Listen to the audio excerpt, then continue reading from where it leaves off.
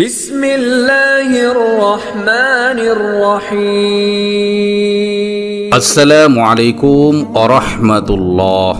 সুপ্রিয় life of জান্নাহ চ্যানেলের দর্শক মণ্ডলী, আশা করি মহান আল্লাহ রাব্বুল আলামিনের অশেষ মেহেরবানি ও দয়ায় আপনারা সবাই ভালো আছেন। মহানবী সাল্লাল্লাহু আলাইহি ওয়াসাল্লাম আমাদের ঘরের 5 স্থানের ব্যাপারে সতর্ক করেছেন।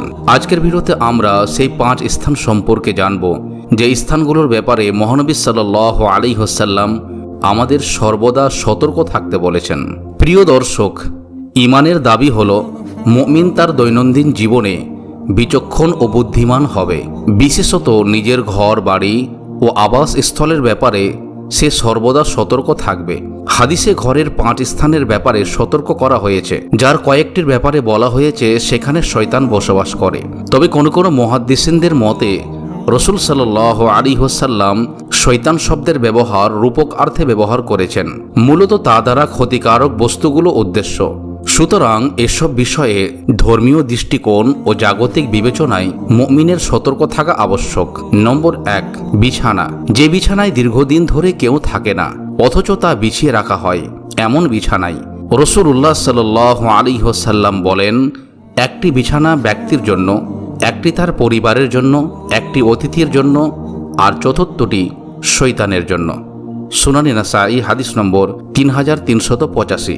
মুহাদ্দিসরা বলেন, কোন ব্যক্তি যদি দীর্ঘদিনের জন্য বাড়ির বাইরে যায় তবে সে বিছানা ভাঁজ করে রেখে যাবে, আর যদি কোনো কারণে বিছানা বিছিয়ে রেখে যায় তবে তা ভালোভাবে পরিষ্কার না করে এবং না দেখে তাতে ঘুমাবে না।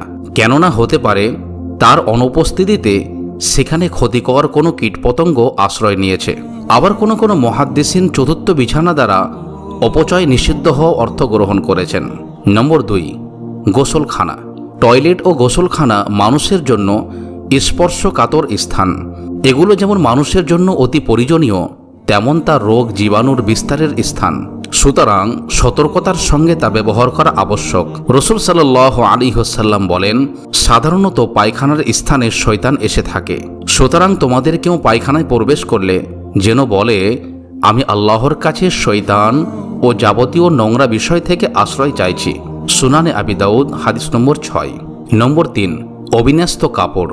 রাসূলুল্লাহ সাল্লাল্লাহু আলাইহি ওয়াসাল্লাম ঘরে কাপড়গুলো ভাঁজ করে রাখতে বলেছেন, কেননা এতে ঘরের সৌন্দর্য নষ্ট হয়, কাপড়ের আয়ু কমে যায় এবং তাতে সহজেই পোকামাকড় আশ্রয় নিতে পারে। তিনি বলেন, তোমরা তোমাদের কাপড় ভাঁজ করে রাখো যেন তা প্রাণ ফিরে পায়, কেননা শয়তান যখন কোনো কাপড় ভাঁজ করা অবস্থায় পায় তা পরিধান করা থেকে বিরত থাকে, আর যখন তা খোলা অবস্থায় পায় তা পরিধান করে। মুজামুল আওসাদ হাদিস নম্বর 5698। হাদিস বিশারদরা বলেন, নবী করিম সাল্লাল্লাহু আলাইহি ওয়াসাল্লাম মূলত কাপড় পরিধান করার পর তা এলোমেলো অবস্থায় ফেলে রাখতে নিষেধ করেছেন, কেননা তাতে কাপড়ের আয়ু কমে যায়, আর ভাঁজ করে রাখলে তাতে ক্ষতিকারক কিছু সহজে আশ্রয় নিতে পারে না। বিশেষত কাপড়টি যখন বিসমিল্লাহ পাঠ করে ভাঁজ করা হয় তখন আল্লাহ তাতে বরকত দান করেন। তারা আরও বলেন, যেসব পরিধেয় বস্তু ভাঁজ করে রাখা যায় না, যেমন জুতা ও মোটা টুপি, তা বিসমিল্লাহ পাঠ করে রাখবে এবং পরিধানের আগে তা ভালোভাবে পরীক্ষা করে নেবে। নম্বর 4, পুতুল ও মূর্তি শোভিত ঘর। পুতুল, মূর্তি ও প্রাণীর ছবি দ্বারা সুসজ্জিত ঘরে ফারিস্তা প্রবেশ করে না, কেননা এগুলো শয়তানের হাতিয়ার। পুতুল, মূর্তি ও প্রাণীর ছবি মানুষের অন্তরে শিরকের বিষাক্ত বীজ রোপণ করে এবং ধীরে ধীরে পৌত্তলিকতার দিকে নিয়ে যায়। এজন্য ইসলাম এগুলো পরিহারের কঠোর নির্দেশ দিয়েছেন।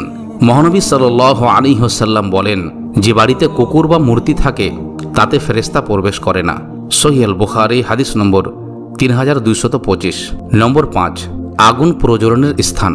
ঘর ও পরিবারের নিরাপত্তার জন্য আগুন প্রজ্বলনের স্থানগুলোর ব্যাপারে বিশেষ সতর্কতা আবশ্যক, কেননা আগুনের ব্যাপারে অসতর্কতা বড় ধরনের বিপদ ডেকে আনতে পারে। বিশেষত রাতে ঘুমানোর সময় ঘরের আগুনগুলো নিভিয়ে শোয়া আবশ্যক। মহানবী সাল্লাল্লাহু আলাইহি ওয়াসাল্লাম বলেন, আশয্যা গ্রহণের সময় তোমরা তোমাদের প্রদীপগুলো নিভিয়ে দেবে। সহিহ আল বুখারী হাদিস নম্বর 5623। আল্লাহ সুবহানাহু ওয়া তাআলা আমাদের সকলের ঘরকে নিরাপদ করুন, আমিন।